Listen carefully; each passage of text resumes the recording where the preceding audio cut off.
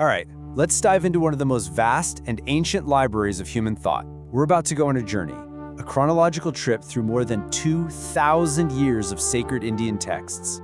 We're going to see how a tradition evolved from what were basically complex ritual blueprints to some of the most profound philosophy you can imagine, and finally, into epic storybooks that were meant for everyone. Okay, so the first thing you really have to get your head around is that the earliest of these texts, well, they weren't considered to be written by people at all.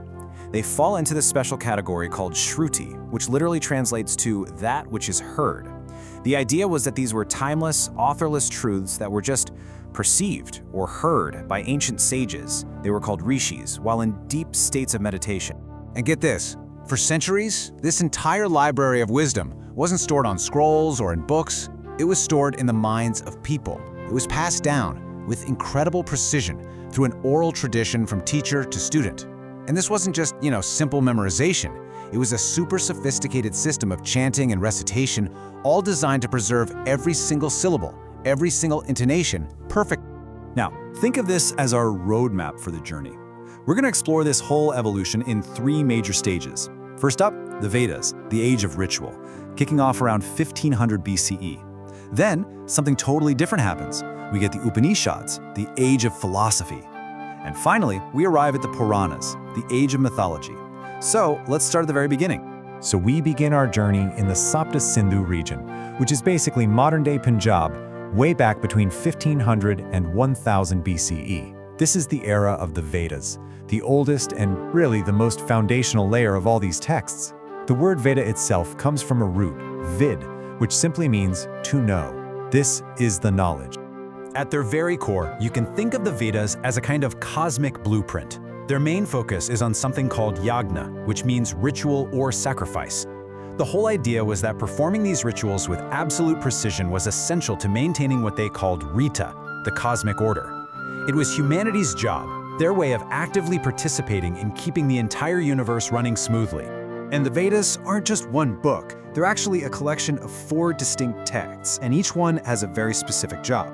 You've got the Rig Veda, which is the oldest and most important one. It's a collection of over 1,000 hymns of praise. Then the Samaveda takes those same hymns and sets them to music. It's basically the official songbook for the rituals. The Yajurveda is the priest's how-to manual, the step-by-step guide. And then there's the Atharva Veda, which is a bit different. It's often called the Veda of the people because it's packed with spells and charms for everyday problems, like healing or finding love. But just when you think the Vedas are all about ritual instructions, you stumble upon these moments of absolutely breathtaking philosophy. This famous line right here is from the creation hymn in the Rig Veda. It's asking the ultimate question about where everything came from, and then it admits, maybe nobody really knows, not even the gods. It's this little philosophical seed that is going to absolutely blossom in the next great era of text. So around 800 BCE, a whole new wave of thinking starts to show up in these texts called the Upanishads. They're also known as Vedanta, which is a really clever name. It can mean the end of the Veda, because they literally appear at the end of the Vedic collections, but it also means the culmination, or the ultimate purpose of all that Vedic thought. And this right here illustrates the huge shift that happened. The focus completely moves from what's called karma-kanda, the path of external action, all those rituals in the Vedas, to jnana-kanda, the path of internal knowledge found in the Upanishads. Suddenly, the goal isn't just about worldly success or keeping the cosmos in balance. It's about spiritual liberation, about deeply understanding the nature of reality itself. So, what are the Upanishads really about? Well, they're basically philosophical conversations, and they're wrestling with 2 giant questions. First, what is the Atman? What is the true essential self, the soul that's deep inside every one of us? And second, what is Brahman? What is that ultimate, single, unifying reality that makes up the entire cosmos? And the most radical, the most famous answer that the Upanishads give is packed into this one powerful statement. Tat Tvam Asi. It means that thou art. And here's the mind-blowing conclusion they came to. The individual soul, the Atman, isn't just a part of the cosmic reality, Brahman. It is identical to it. The universe isn't something out there, separate from you. You are the universe. Okay, now let's jump forward in time, by almost 1,000 years. As you can imagine, the really abstract philosophy of the Upanishads and the super complex rituals of the Vedas weren't exactly easy reading for everybody. A new kind of literature was needed, and that's what gave rise to the Puranas. Now, unlike the Vedas, which were Shruti or heard divine truth, the Puranas are in a different category called Smriti, which means that which is remembered.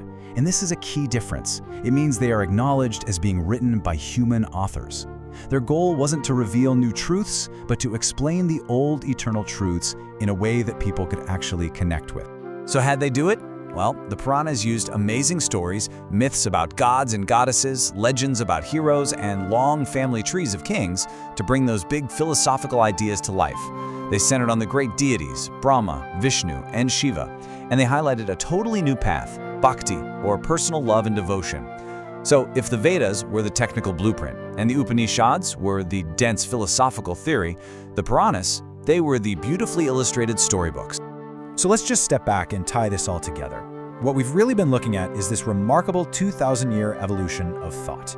It's like one long, continuous conversation that starts with external actions and then moves deeper and deeper inward, toward personal understanding and finally devotion. You can really boil down our entire journey to what you see here.